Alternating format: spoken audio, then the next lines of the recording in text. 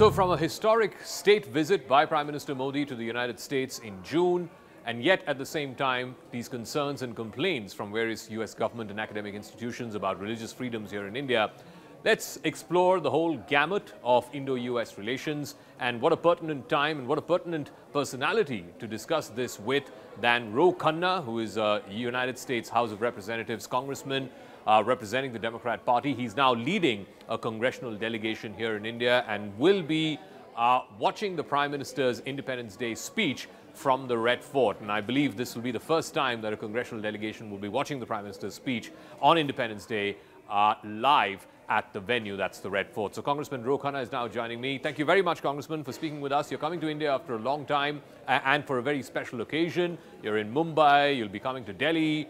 What are your thoughts at this juncture of the Indo-US ties? How would you see it?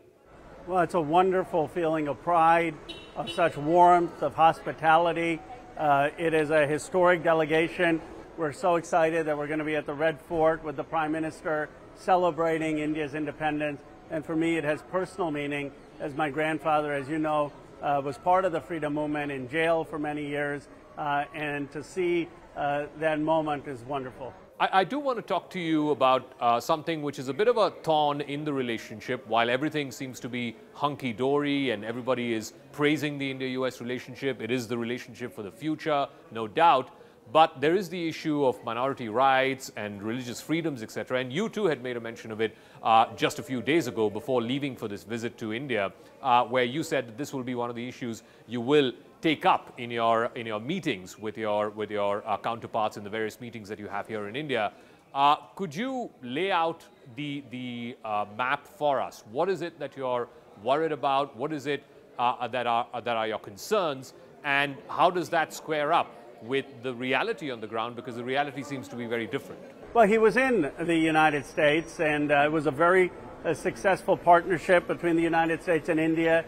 There is an increasing cooperation on defense. That's why we're here in Mumbai with the Western Naval Command, on technology, on the economy. There is a cultural cooperation. We're excited. We're going to be meeting Amitabh Bachchan and met Anupam Kher, so the popular culture with Hollywood and Bollywood. And of course, ultimately, it has to be rooted in the values of democracy, openness of the press, pluralism, minority rights. But I am very, very bullish on the United States-India partnership.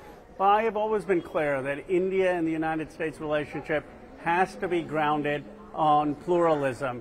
It has to be grounded on minority rights. We have to condemn violence against any religious institutions, and we will continue to speak out for those values. I do want to talk to you about a decision taken recently by the Biden administration, and that is to ban Chinese tech imports coming into the United States. And the US and China have been going on this almost trade war-ish kind of situation when it comes to high-end electronics, when it comes to semiconductors.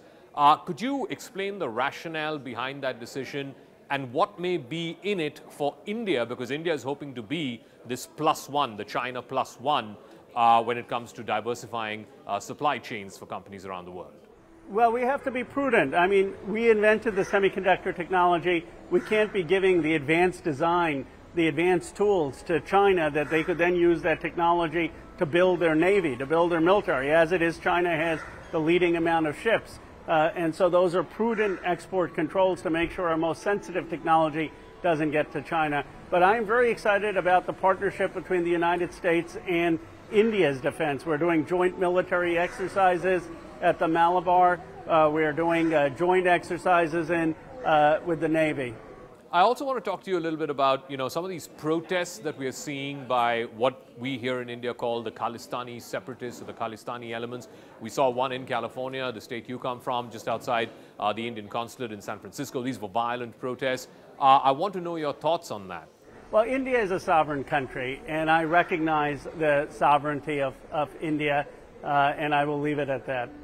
I'm sorry I'm sort of pressing on that issue because India is viewing that issue as an attack on sovereignty, as a question mark on India's sovereignty. And I'm curious to know from you, as an elected representative in the US House, what are your views on this kind of separatist ideology? Well, there's no view and my thing for separatism. I mean, India is a sovereign country. It has been a sovereign country, and we have to recognize that sovereignty. And certainly the United States doesn't recognize any of the separatist movements. All right, so you're going to be here in Delhi soon. You'll be there at the Red Fort listening to the Prime Minister on Independence Day.